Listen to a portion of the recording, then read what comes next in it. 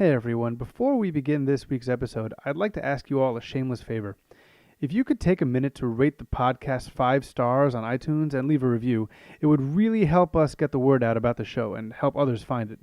We'd also like to invite you to join the conversation. If you have a topic that you would like us to cover, send us an email at jewishlivingpodcast@gmail.com.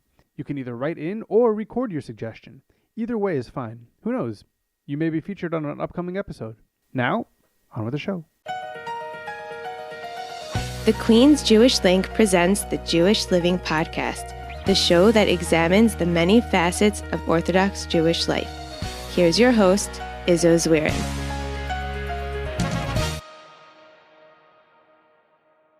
If you're like me, you constantly think about financial issues. As an Orthodox parent, I'm always worried about the cost of living. Mortgage or rent, health care, car payments, clothing for my children, not to mention the costs associated with my Orthodox lifestyle, tuition, kosher food, shul memberships. All of these come to mind. The problem is that these costs seem to be going up faster than the average income. In our community, we often hear the complaints, and many people are having to make the choice between a Jewish education for their children and other necessities of life. However, there are two men in Los Angeles that aren't just doing what we all do, complain about the strains of Frum life. They are taking a proactive approach to it. And today on the Jewish Living Podcast, we sit down with them. Hi, my name is Zach Morrow. I work in nonprofit, specifically in the Jewish community. My name is Benny Smith. I work in insurance and financial services, helping people with life, disability, and long-term care insurance. And we're here because we got together a group of people from our synagogue to talk about affordability in Los Angeles. We wrote an article about it. We've started a bunch of conversations about it, focused on there's a need to make a change in the way that our community functions, and whether that's to leave or to stay and grow, things can't stay the way they are. Spoiler alert, Benny and Zach aren't going to solve your financial issues in this episode, but they are discussing possible real-world solutions to the growing financial burdens on the next generation.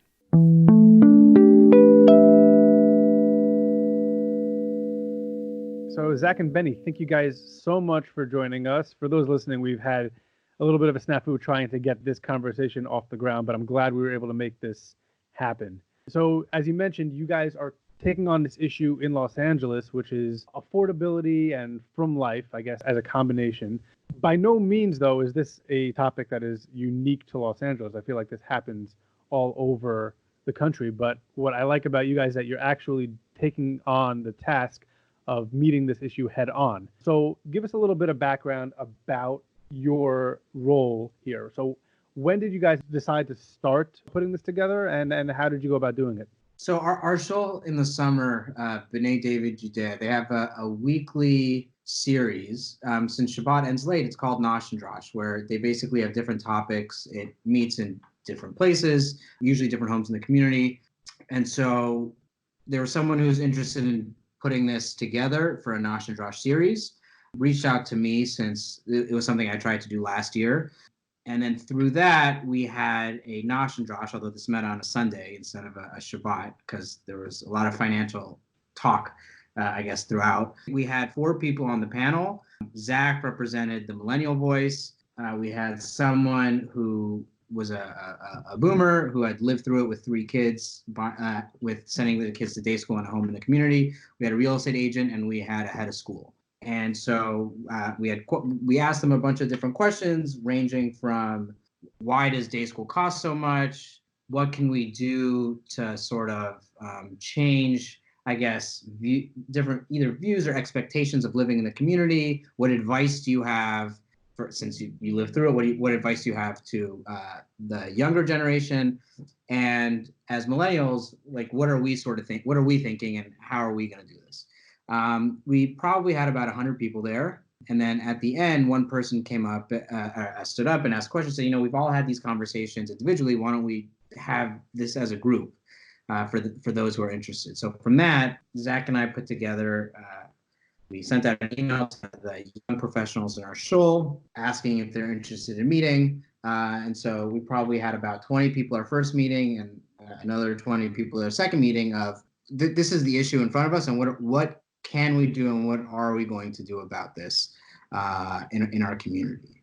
You mentioned a lot of different directions that you came from for this. You had your millennials, you had your baby boomers, you had a bunch of different. But in terms of the actual project, are you focused primarily on the millennial generation, or is there things that other generations can either take out of this or add to? I would put in there, I mean, the group that we've convened, there's a heavy concentration of millennials, but the people we've reached out to and spoken to are really the other way. The people who have reached out and spoken to us, there are people who are an older generation, right? I would say maybe older Gen X, right? Like who are saying like we've been trying to make this work in Los Angeles and it's clearly not for us, so we're moving to somewhere else, right? An example of someone who reached out to us recently and said, hey, we're moving to the Valley, which is still part of Los Angeles, but can be cheaper depending on where. And said like we can rent a house for the price of renting a condo. We still may not own anything, but if we wanted to build a shul in their house, we could start there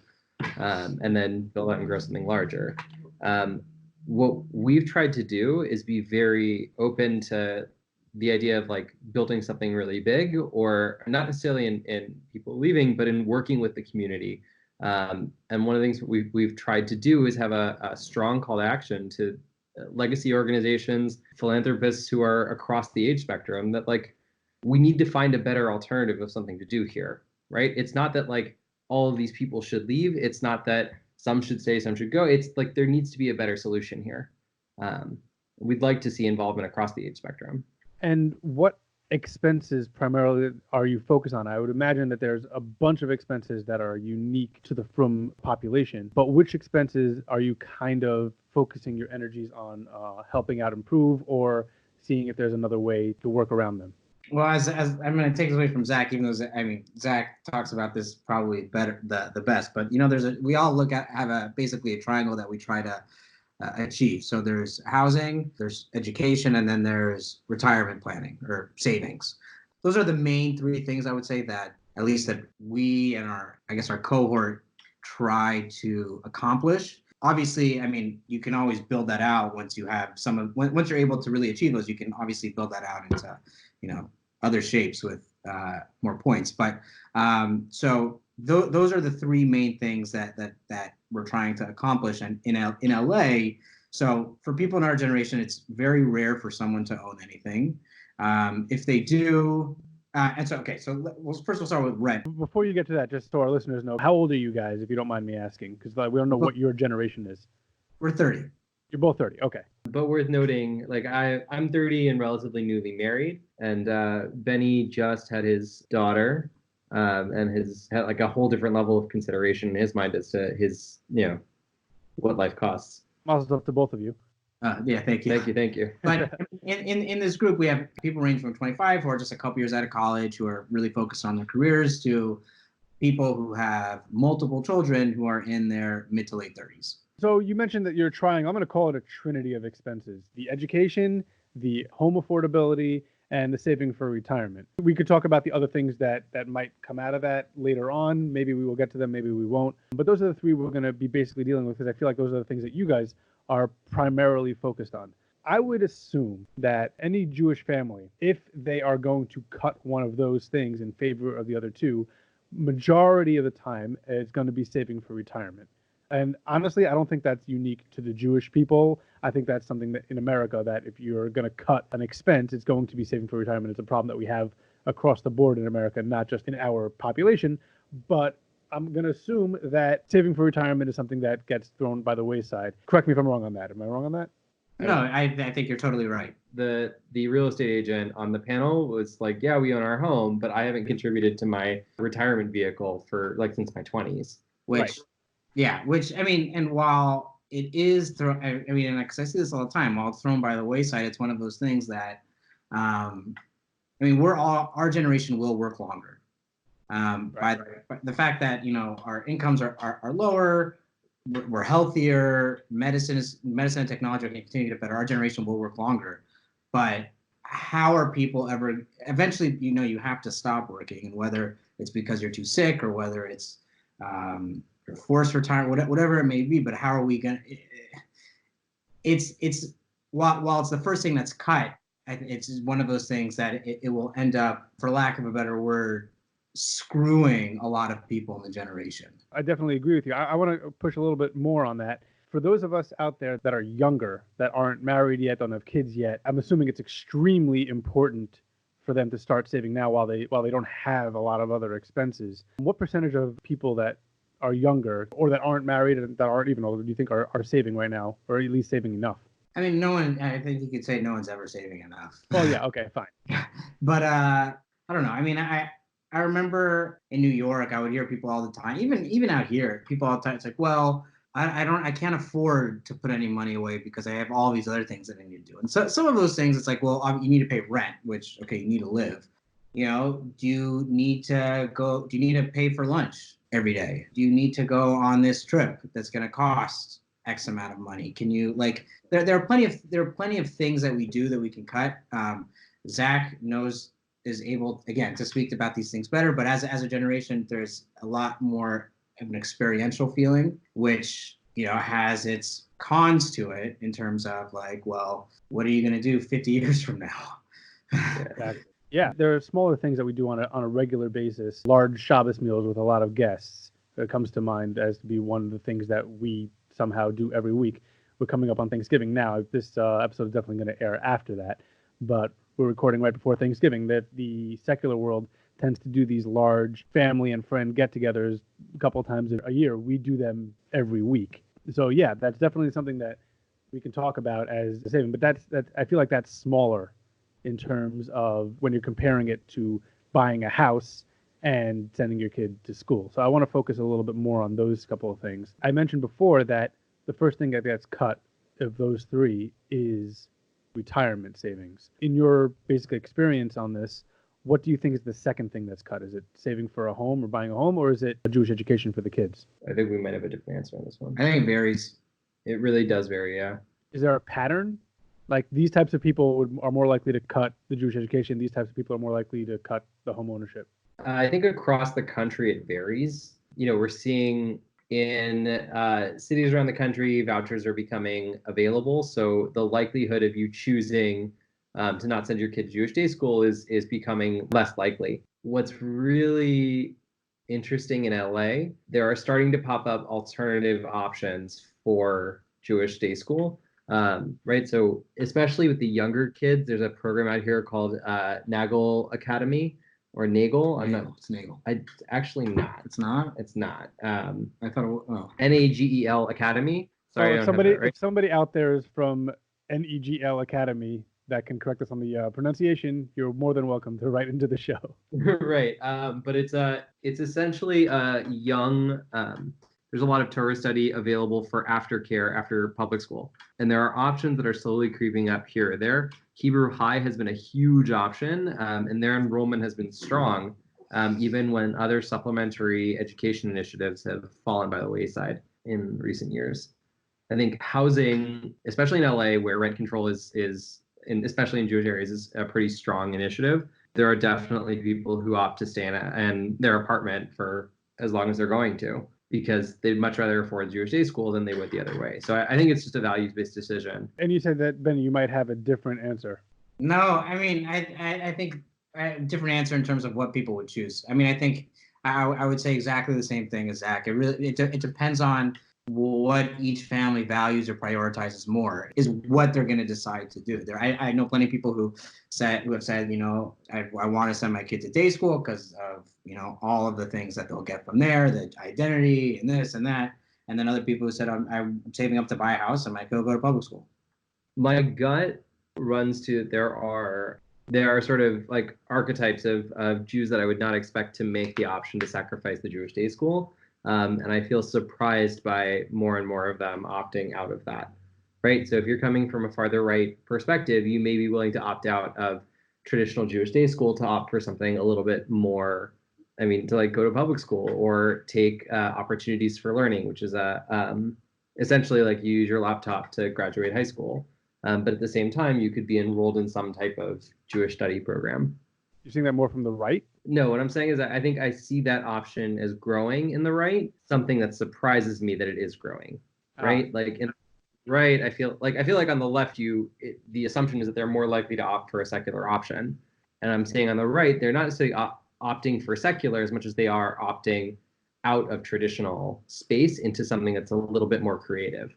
Okay, so let's talk about the Jewish education costs. So I did a little bit of research before here. There's a vast difference in spending between New York and California on public school. So New York is near the top of spending on students, about 22,000. I saw even 23,000 per student, whereas California is a little over 10,000 is the most recent that I was able to pick up. As a matter of fact, I think only Alaska and Vermont beat New York in terms of percentage of dollars spent on education in terms of states.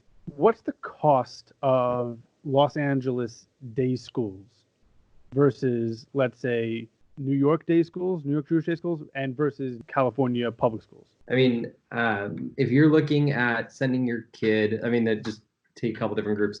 I mean, California is free, right? To go send your kids to public school. Right. In terms of the cost per kid, there are estimates that are between $9,000 to $12,000 or $13,000 per kid is what the annual cost is. When you start looking at private schools, a lot of the Christian schools or the religious schools will come in between $12,000 to $20,000. The Catholic schools, sorry, between 12 to 20,000. And then when you start looking at Jewish day schools, there's a significant rise to somewhere between looking for one that like the lower tier at like 28 to 36.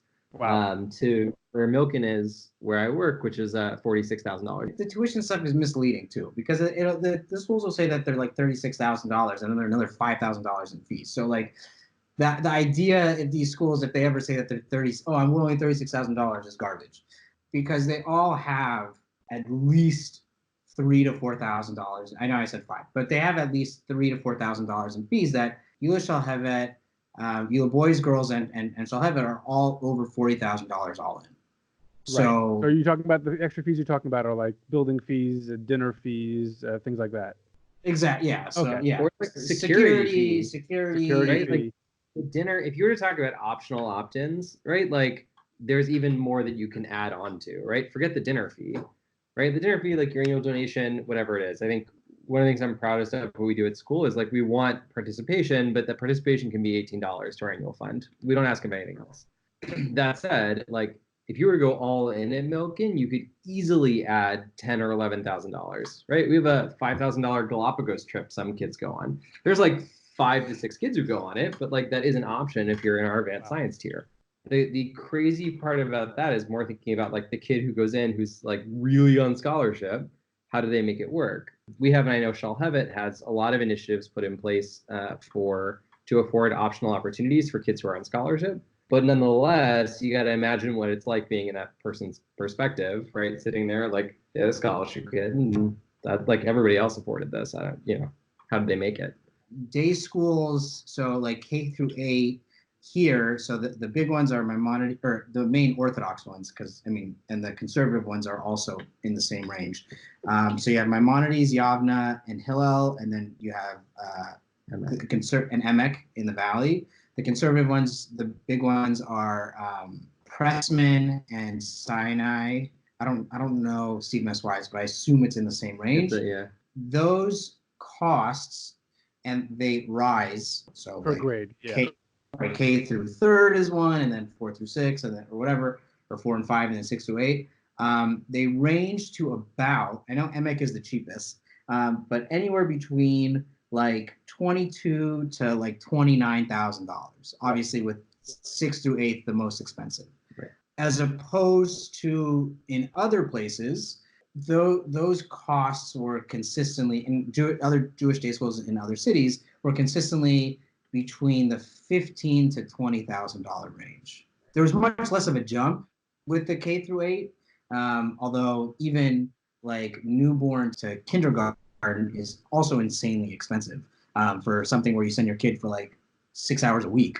But other places it was about 15 to 20, and then here's 22 to 27. Although high school in other places, even in New York, not counting SAR and Frisch, is about $25,000.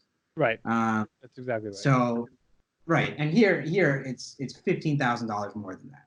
Right. So when we're talking about comparing the costs of sending to private school versus sending to public school, obviously it's $0 to send to public school, but the spending is what I'd rather focus on. Where are yeshivas and day schools spending that public schools aren't, or what are we missing? How can schools kind of rationalize those costs? I would say you could look through any school's budget and pick it apart, but you're going to find a couple things in common across them. One, every school, their largest cost center is their staffing, right? And in Jewish day schools, you're paying for twice the staffing. That's before you get to how you have to pay them, right? So let's assume that your cost is already double whatever the local cost is, right? If you're paying $12,000 a year here in Los Angeles for a public school, you have to pay double that in order to afford a slightly better facility, double your teachers, whatever. Then you get into like how you compensate. In Los Angeles, teachers travel all over right from wherever they live, which can be upwards of like 30, 40 miles in order to work wherever they're going to, right? It's not like they live right down the block from our school. In Los Angeles, we have people who drive an hour and a half every day, or at Milken, we have people who drive an hour and a half every day in order to work right where we are. So a lot of the Jewish day schools want people who will live inside of the Jewish community, which means in order for them to afford that, right, they then have to they have to pay them enough to do so. Right. And I'm assuming you're talking about specifically more along the lines of the Limudei Kodesh aspect. Yes, of course. I mean, I think most Jewish day schools pay their Limudei Kodesh staff more. Once you start doing that, you can't pay you have to pay a competitive rate opposite other private schools. So you still have to have elevated costs in your secular tuition. Right. All of a sudden, your costs have risen astronomically, right? So like, put that as one issue on one side. The other is a series of values-based decisions that every school is going to make. As a Jewish people, we've been highly successful in a lot of different ways. And we really, one of the things that I would say is a hallmark of our tradition, our culture, our religion, is wanting the best for our children. And the best costs a lot of money. I could run through a list of programs that exist across the city in different schools, but I remember growing up, having a college guidance counselor was a really big deal. College counseling programs now do everything from like courses where you meet every day with a college guidance counselor to seminars on essay writing to travels across the country, all of which elevate the cost and are necessary in order to compete into getting into college. Let's not even get to the cost of college and what that means long-term for a society. But if you're looking to put your kid into like a great college, right, outside of YU that might have certain great scholarship options, that has a certain cost to it. Then get into like computer science being a huge field, right? All of those are huge values-based decisions that add to your child's tuition. So when I think about, right, how do we think about schools and how do we lower the cost? My question is never how do we lower the cost, it's how do we lower the price?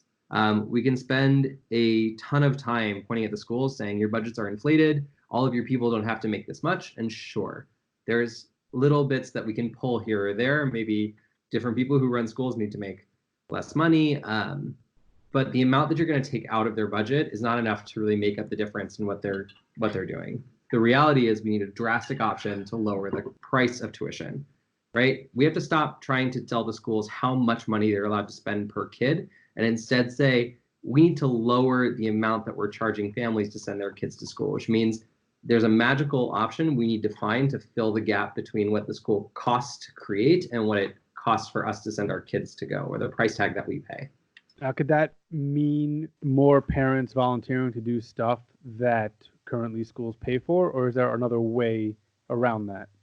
So I was actually just in a presentation for like looking at different options and how you can, there's essentially like 6 different pieces you can sort of pull on, 6 different levers you can play with to affect the value of school, or affect the cost of school, or how much school costs. And most of them in Jewish day schools you can't really touch, right? Because one of them is financial aid.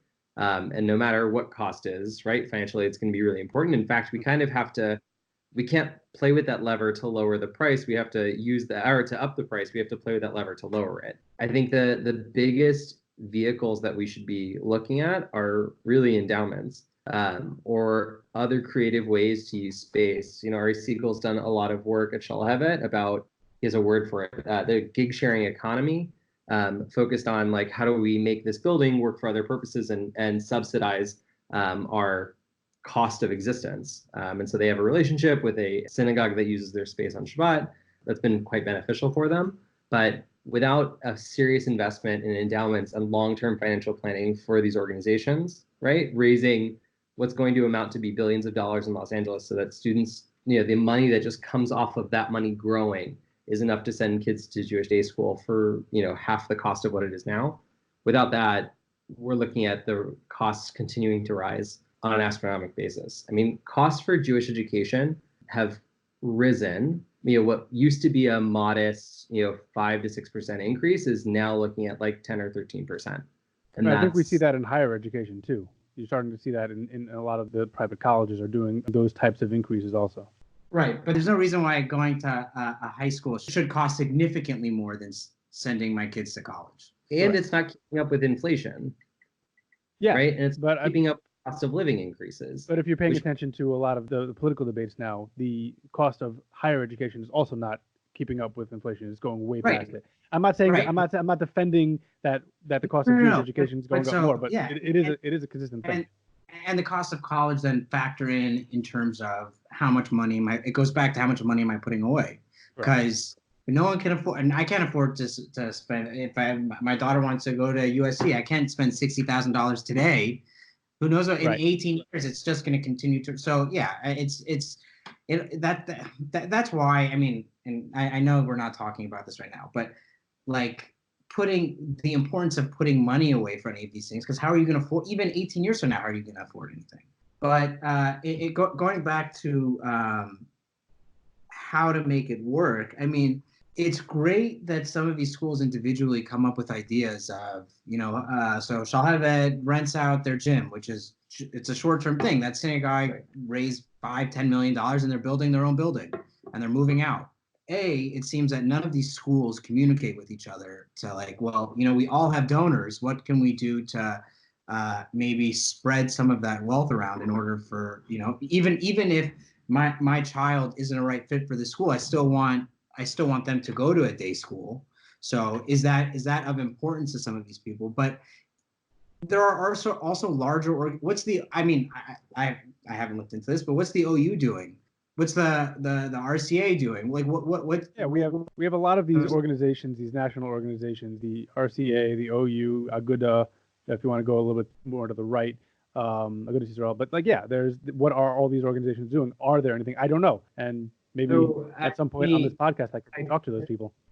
I mean, I'll pipe in and just on the Jewish organizational spot. I've worked in the Jewish community for a long time. For one of those organizations in particular, no Jewish organization, no leader of a Jewish organization has a good answer, which means that it's very hard for them to come to the table and say, like, let's actually fix this, because it seems like it's massive, and the effort that you need to get behind what is essentially a moonshot, right? Like the moonshot is, the idea of like, how did we get to the moon? We decided to get there and then we figured out how. The idea of them doing that is just, it's beyond their ability at this point. Even though it really shouldn't be. It just seems like it's a lot larger than it is. And that's how these Catholic schools are so cheap. Oh, I mean, if you were to look at the model, like there's no reason why it can't work. And it's great that now, I don't know whatever the latest thing is now kosher that the OU marked, but like who cares if I can't afford if Oreos aren't kosher, I'll survive. But if we're all worried about like the future of the Jewish people, how is this not a bigger problem? Or how is this not looked at with we have an OU conference in LA every year. This is, as far as I know, this has never been spoken about. And if it has, it's more of, oh yeah, this is a problem. And no one's, out of the people who responded to our article, number one, in Los Angeles, we had one person who was in a Jewish nonprofit who responded to us, which frankly is pathetic. But even around the country, it was mostly people of, hey, we're a small community and we've sort of made it work and figured it out, but why don't you look at us as a place to move? But in terms of organizational leadership saying, yeah, this is a problem that, we want to fix.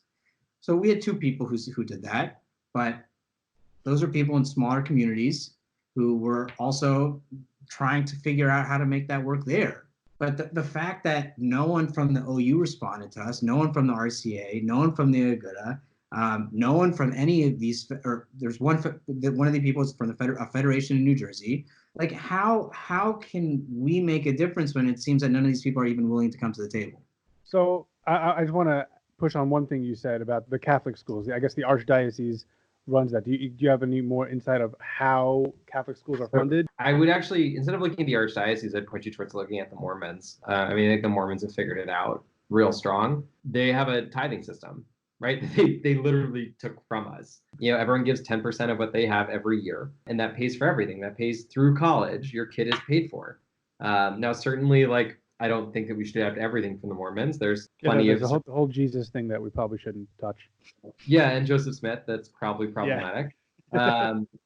But like, if you lose your job and you're a member of the Mormon Church, and like active member who's part in paying dues, they afford you the same lifestyle that you had before. The church just pays you whatever salary you had, which is what tzedakah is supposed to be.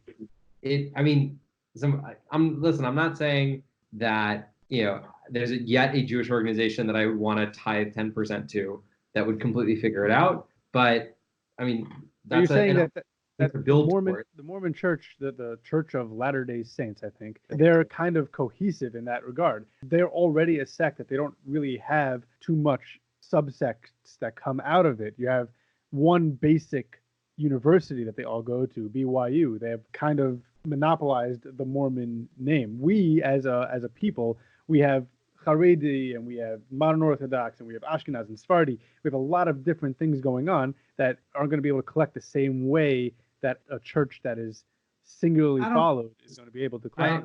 I don't agree. The only thing I could say is that it would take time and effort to build the federation system into the right avenue, but I think you do see federations across the country who are putting their hands into farther right groups. For a long time, that was their I think one of the federation's big challenges. They weren't really in touch with Haredi groups, and it's growing over time, and it will continue to get better. That's the organizational system that really has not only the money but the vision and the level of lay leadership that's able to carry out something as big of a challenge as we need. And the craziest part about it is, like, they're the organizations that are capable of doing something, but it's basically silence. I mean, I used to work at Federation here in LA. I heard from one or two people who worked there who were like, "Hey, this is really great. Congrats on publishing. You did great." But not a word from leadership or from, even like head of a department saying like the focus is on education and engagement and the future of the Jewish people. Yeah, that is a problem. And I'm glad if you guys are the ones that are starting this conversation and starting to get maybe people noticing at these larger organizations that we mentioned, maybe the federations that you've mentioned or haven't mentioned yet. I think that's very worthwhile. But I want to move on to home affordability, which is the third, because we already spoke about retirement and education, and the third of your three pillars of expenses is the home affordability. I want to give our listeners a little bit of a boots on the ground experience of what's going on in LA, and I feel like a lot of it's going to be very similar to what's going on here in New York, especially in the suburbs. Yeah, so there are a couple different communities in LA where people live. There's the Pico Robertson community.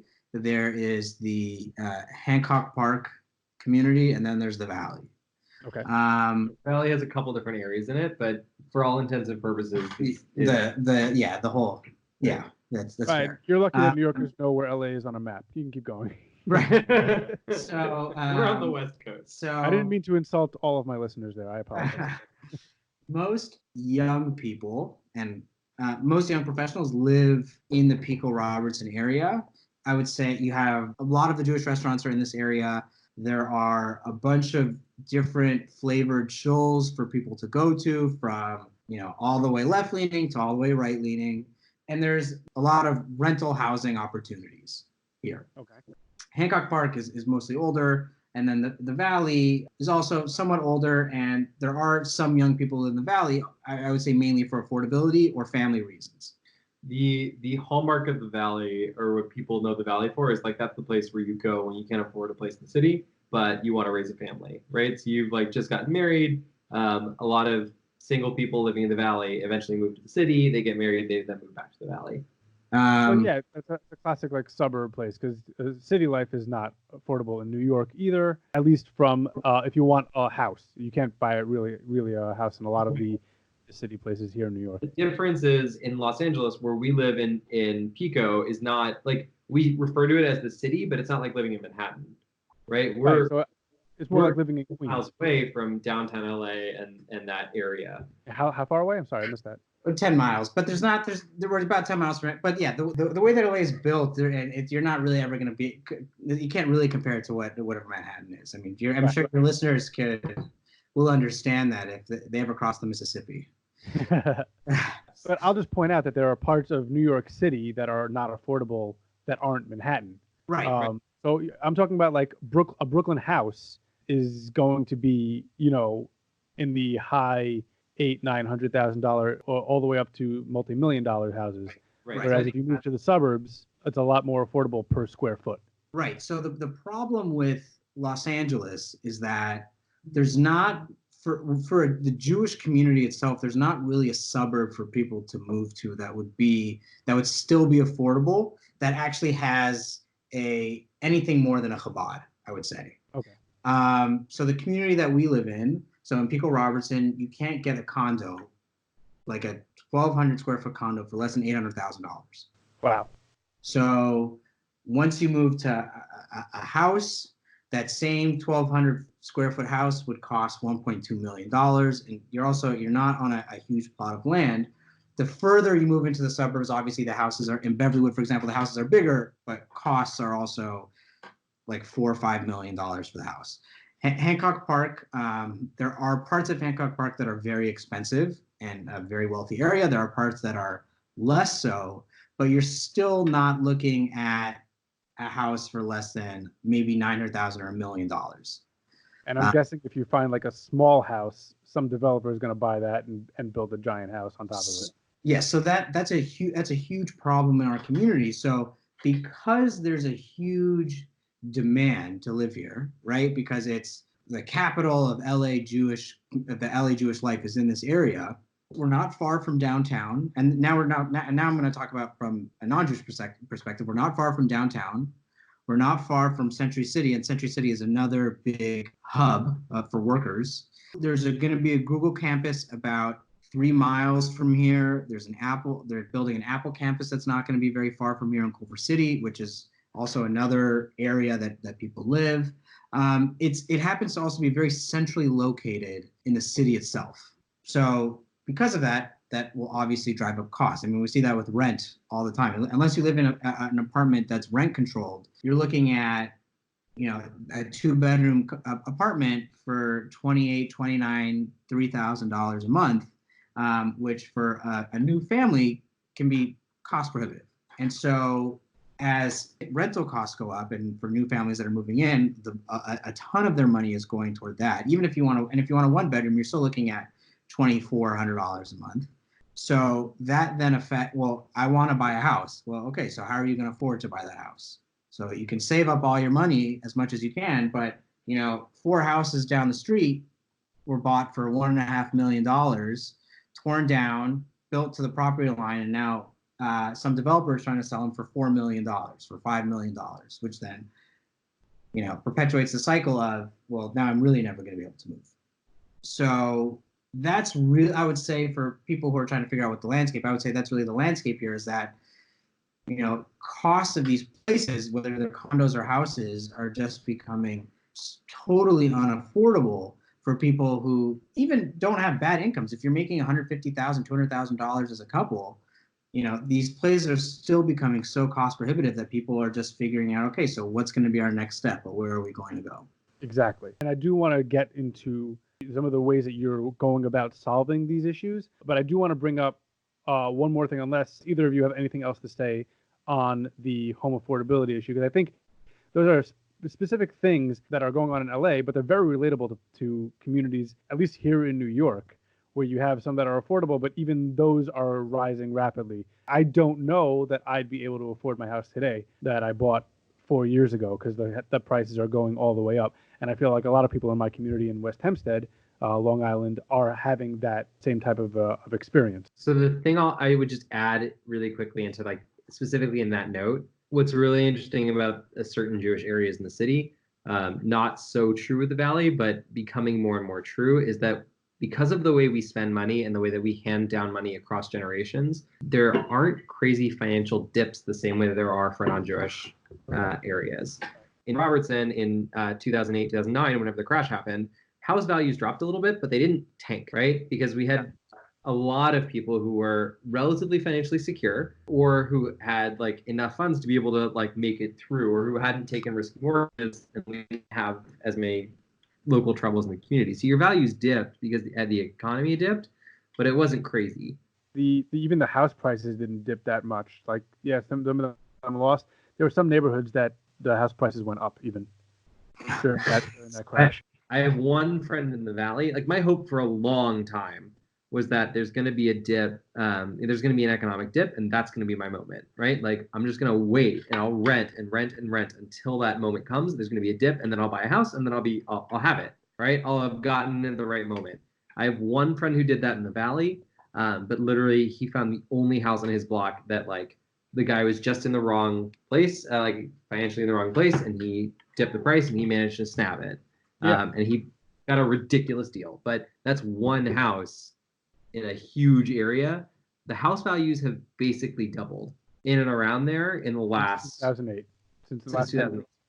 Right. So like astronomical growth, who knows what that's going to look like 3 years from now, right? We're sort of expecting a recession imminently, but like it's insane, and it's not something that like we'll be able to enter into easily. And the Valley used to be a place where people would move because your dollar would go further, right? You get a bigger house, it's cheaper. That was the place. That was like a place if you wanted to, feel like you could have more control. But now the Valley is, while it's cheaper than, the area that we live in, it's by no means cheap. Yeah, that's very similar to the things that are going on here. And so, like I said before we get into the solutions that you're talking about, I want to talk about one more kind of a self-inflicted wound on us. We in terms of the house prices, that it's not something we can't control. House prices, Jewish education, where we have more of a say in it, it's still a long way to go. But I want to talk about a keeping up with the Schwartzes issue that we kind of have as a community, that I think that there's area for easy curtailing of those things. When we're talking about, now you and I we're around the same age. I'm 33, so I'm a couple years ahead of you, but my oldest is 5 years old. So I'm not at the stage of bar and bat mitzvah costs. Definitely not the case of wedding costs. Vacations can be cost prohibitive. If you ever want to build up on your house, that could be also. So a lot of these things are kind of self-inflicted wounds that we can probably prevent a lot sooner. Have you guys discussed those types of costs and what we can do to curtail those? I think this is sort of the opposite side of it. When it comes to self-inflicted costs, like, sure, there's a lot of tochacha we should all take, on like taking a really good look at our budget and saying, was it necessary that I did X, Y, or Z? Did I have to, like, our shuls are very important to support, but did I have to give an extra donation so that I got my name out, right? Did I have to go buy the big challahs? Could I have done, any number of other things, right, to keep up with everybody? Did I have to reciprocate every Shabbat invite immediately and have a massive meal? There's a ton of pieces there that we should look at. I would flip the question a little bit to something we heard from a boomer who made it through, who like described in like, and not like just really owned his place and was incredible, and it was just the most heartfelt moment of describing what it was like that like his kids grappled with the idea of like that they were poor, even though like they really aren't, right? They have a ton of they own their home, their parents worked hard, have made a decent salary, but opposite everything else that exists, right? Like they were left, that they felt sort of, or like their friends looked at what they had and felt like they didn't have so much, even though they had more than like I can dream of having in LA. And like that's the part that I think is like, when we think of like keeping up with the Steins, right? That's the part that's killer to me about it. It's not like, okay, I should trim my budget a little bit. It's about like the people who are killing themselves, working hard to try and get just to like a regular level, but can't do it, right? Because they don't have the family support, they didn't have this, they didn't have that, they didn't have everything else that existed, and like the feelings they're getting from being that place in the community. Yeah, because because the people who are just trying to make it, those are the ones who are really hit the hardest. especially when they, because I mean, we all, just the ways that we grew up. And I mean, I didn't realize that my parents did very well. That my father redid his house, my parents redid their house 30 years ago. I don't know, 25, whatever. And to me, I always, and you just, you don't really realize it because there are so many other people who just have so much more that there's less of trying to keep up with them. It's more of just keeping your head above water. Exactly. I saw what you guys wrote in your piece, that you, growing up, you didn't realize really necessarily what it meant that other people had more ability, more financial stability than what you grew up with, and you didn't necessarily realize the people who were less because you were kids. What do you know? But now that we're getting to where the expenses are hitting us, now we're much more well aware of those things. I'll add one more piece. Like, my father passed away a couple of years ago, but he had a stroke before that, 3 years before. And my dad worked really hard every day of his life. He was self-employed. He ran a company doing lighting design, and 2008 happened and his business didn't turn around. Basically, like, knocked the floor out under what he had. He had a couple bad clients and a couple business deals that fell through. And it just never quite recovered, no matter how hard he tried. Looking at finances and trying to pull things out, right? Like, when you couple the risk of entrepreneurship and keeping up with the signs, right? Like, that was rough. And it like, you could see it in the numbers that, like, both of those were stresses, right? On the financial situation. No, thank God, like, my brothers and I were all out of the house. We had made it through college or high school. We were, we all put ourselves through college or are putting ourselves through college. But it was fascinating for me to look back and, like, look at numbers and look at things looked like. That was my like serious exposure to it. Outside of, like, growing up and seeing what your parents, were able to do. I'm sorry you went through that. It seems like very recently. A couple years ago, but well, we've spent most of this conversation very bleakly going through this situation. I want to raise up the hope aspect of this. Let's talk about some of the things that you're proposing or you're looking into to help solving some of these situations. So I know that you guys are looking at potentially more affordable places, either close or far from LA. You want to talk a little bit about that? Yeah, so one of the things that came from our meetings was it was clear that the area that we live in is almost impossible to live in without help.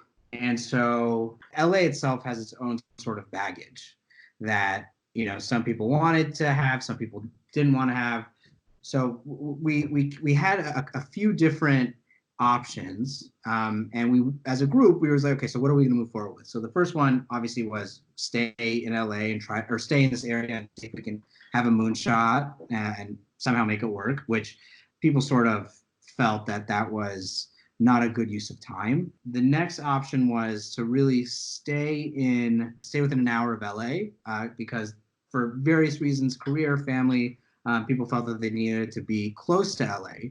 But, once you go 40 miles out, so whether it be Long Beach or McGraw Hills or Torrance or wherever, there you at least can take control of at least the housing aspect and potentially the schooling aspect, which would then be helpful, I guess, and put the rest of your money to put towards wherever.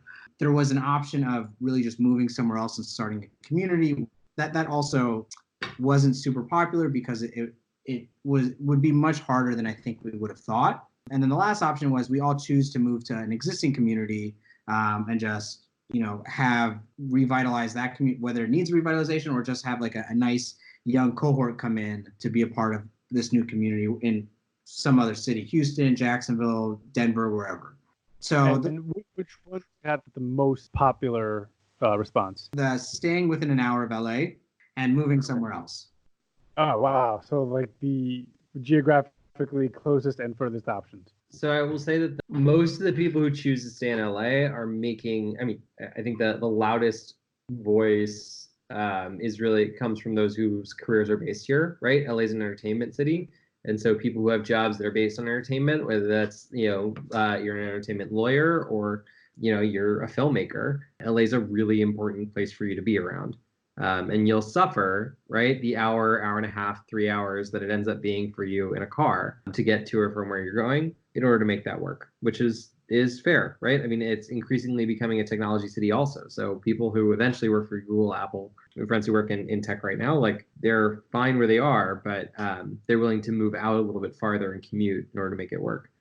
Family is somewhat of a concern to those people, but if you're within like a couple hours drive, most people I think are okay with it.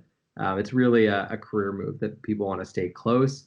There was one small group of people who were interested specifically in LA political issues and sort of being in like our synagogue specifically.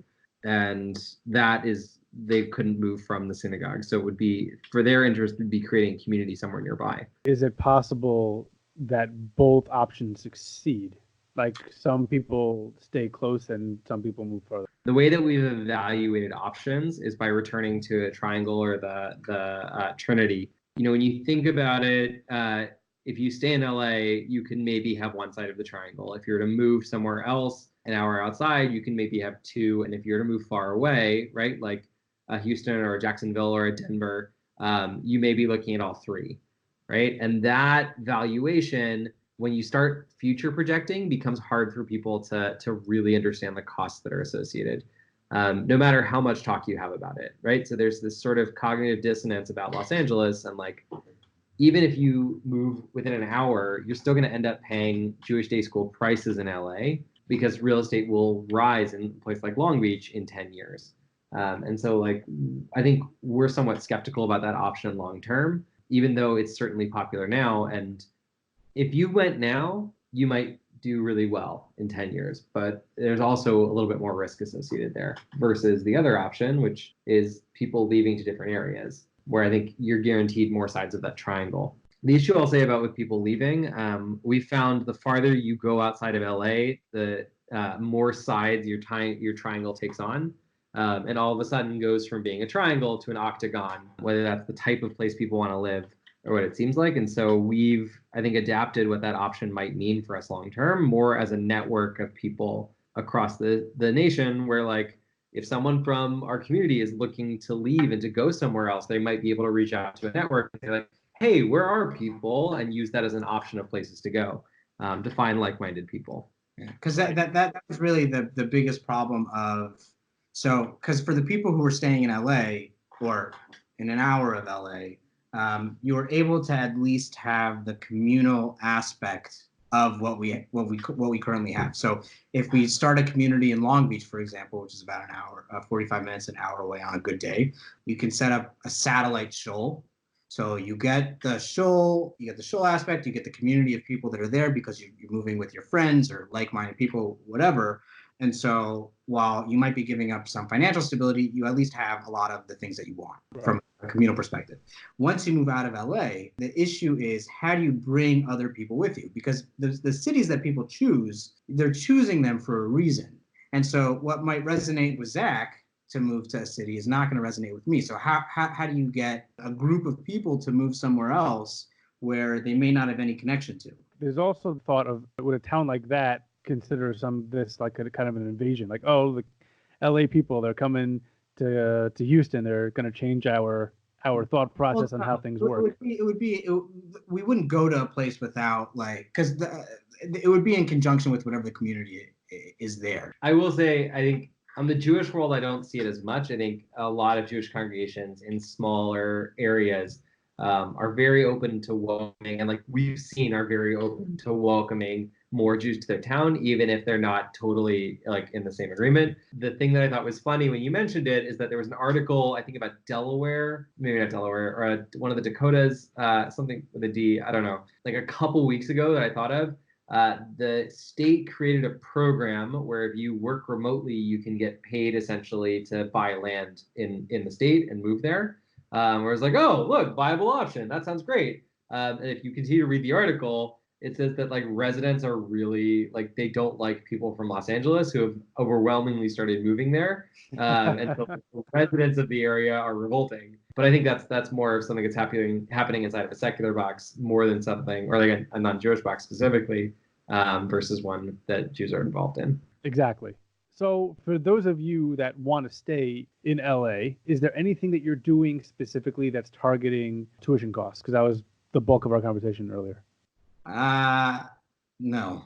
because it's no, because it doesn't seem like, and correct me if I'm wrong, it doesn't seem like we really have buy-in from any of these places. Like there are a lot of things that can be done, but it doesn't seem that A, there's buy-in from any of these places, and B, that there's obviously a need, but it doesn't seem like any of these schools have yet to really look. They're not really so affected by it yet that there's a reason for them to start tackling this now.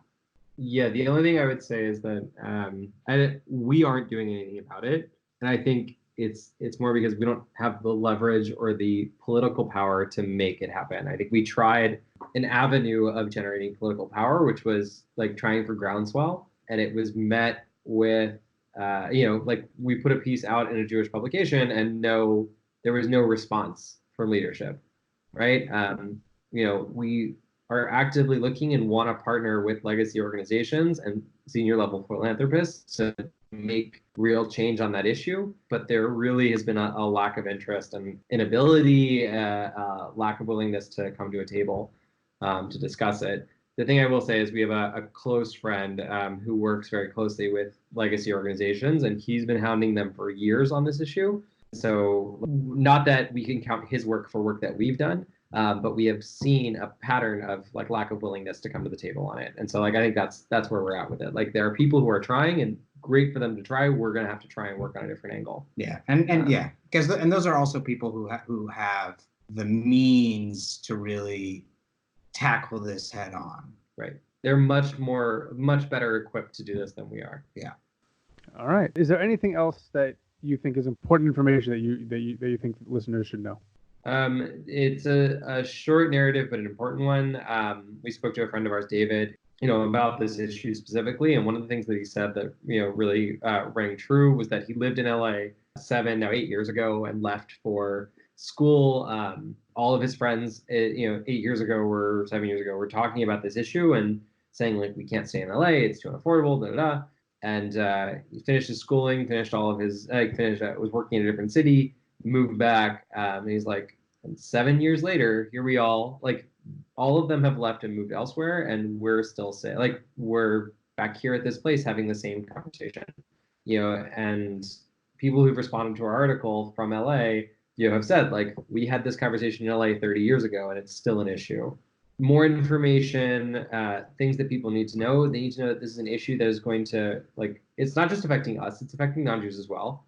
But if we don't solve this for ourselves, we're not going to be able to live here. A lot of people reached out and said Aliyah was a great option. Aliyah is a good option, but if that works for you, right, we need to start looking at real solutions to these issues, whether or not that's starting a community elsewhere or that's legacy organizations working with us. The power is in your hands. We just need to demand enough of it in order to make it work. I mean, the only thing I would add is that, I see this all the time with people putting money away. It's that the earlier you start, the better it is for yourself, right? And I would give the same advice for those who are listening, is that the longer we wait to tackle any of these issues, the harder it will be to really accomplish anything. And so this is something that we really should not only, people have been talking about this for a long time, but we really need to take action. Otherwise, it's not us, but it's the Generation X, it's their kids when they start finishing college and they move back, and how are they going to have a home or afford school? And then our kids, and it's just kicking the can down the road. Yeah, and all that will do will make it impossible to fix later. And so, for those who care about the future of the Jewish community, this is the future. And so what are we going to do to fix it? I'll add real fast before whatever you say, but I think I'll speak for Benny and I. We both welcome comments, partners, questions, willingness to talk about and solve this issue. Our contact info is available online, or we'll provide it to your audience however we do that. Yeah, that's what I was going to ask you. How can people reach out to you? If you could plug the website where your article is and any means of contact for them to reach out to you. It was on Jewish Philanthropy. It was posted in August, so you're gonna have to search for it. I easily found it by searching for your name. So if you want to just give your names again and spell them so that people know, Benny, I feel yours is going to be a lot easier. Yeah, it's with a Y, not an I or an IE. Benny Smith. Benny Smith, very easy. And you can find me, my name is Zach Morrow, ZachMorrow, like tomorrow. That's also zachmorrow.com if you want to find contact info or whatever else. I think that you might receive some contact information, not just from people in LA, obviously, but this is an issue that we're dealing with here in New York, young professionals that live in the handful of communities that are available to them here. Obviously, we're going to have a lot more people here than you guys have in LA, but this is an issue that's not only being discussed by you, it's being discussed throughout the Orthodox world and beyond, I'm assuming. But yeah, thank you, Benny, Zach, thank you guys so much for joining us, and I hope to speak to you again soon. Thank you so much for having us. Thank you.